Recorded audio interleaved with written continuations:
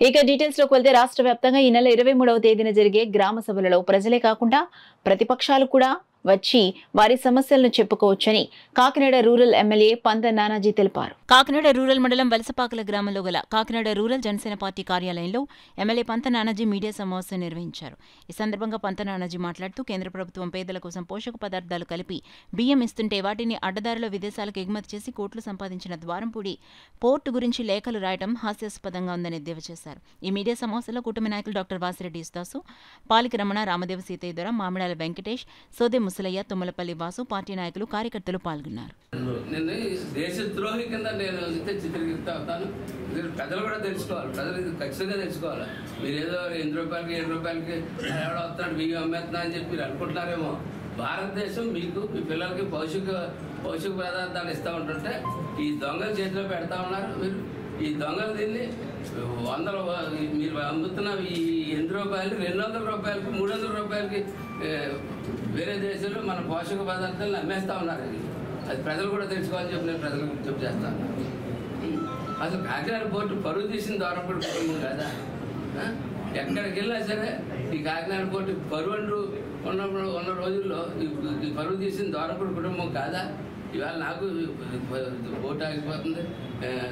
నాదెల్ల మనోహర్ ఇలా చేసాడు అలా చేసాడు అంటే నాదెల్ల మనోహర్ గారికి దొరికిన 70,000 టన్నుల చిల్లరే పీడిఎఫ్ బియ్యం కాదా? ఇప్పుడు ప్రభుత్వం 70,000లోని 27,000 50,000 కదా, 57,000 26,000 ఎంతో పీడిఎఫ్ ఖచ్చితంగా ఇంకా గట్టిగా చెక్ చేసిన మిల్లులు మేరకు అప్పటికే దొంగలు సర్దేసుకున్నారు. ఎక్కడికక్కడ తెల్లారులు సర్దేసుకున్నారు. ద్వారపూడి గోడౌన్స్, మండపైన గోడౌన్స్ అన్ని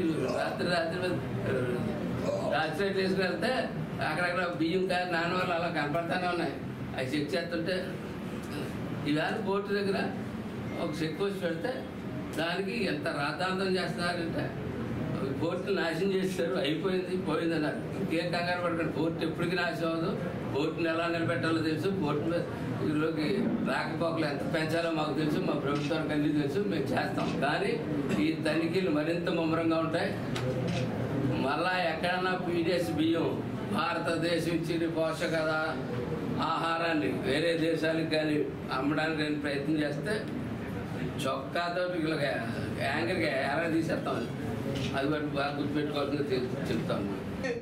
ఈ 30,000 ఎకరాలు 30,000 పట్టాలు ఇచ్చిన కాడ గ్రావెల్ తోలేడు చంద్రశేఖర్ రెడ్డి.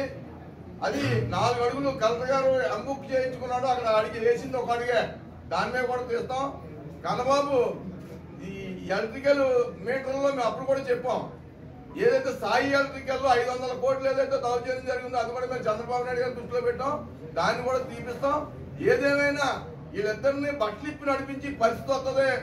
నోరు మూసుకుంటుకోకపోతే ఇది కంపల్సరీగా చేస్తామని చెప్పి సందర్భంగా తెలియజేస్తాను.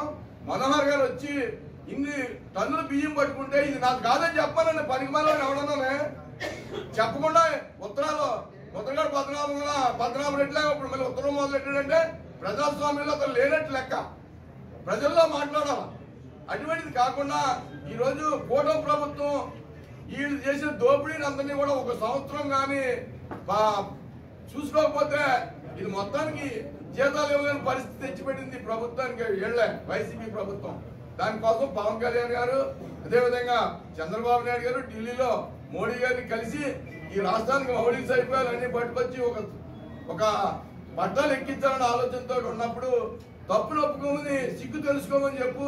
నానాజీ గారి మీద ఎలక్షన్ ముందు దుర్మార్గులు యదవులందరూ మాట్లాడారు. ఆ యదవుల సంగతి తేలుస్తాం.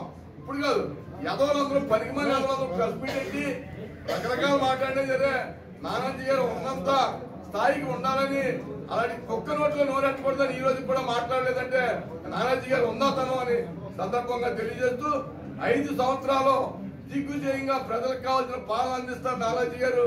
ఆయన వెనకాల మేము అంతా ఉంటామని చెప్పి సందర్భంగా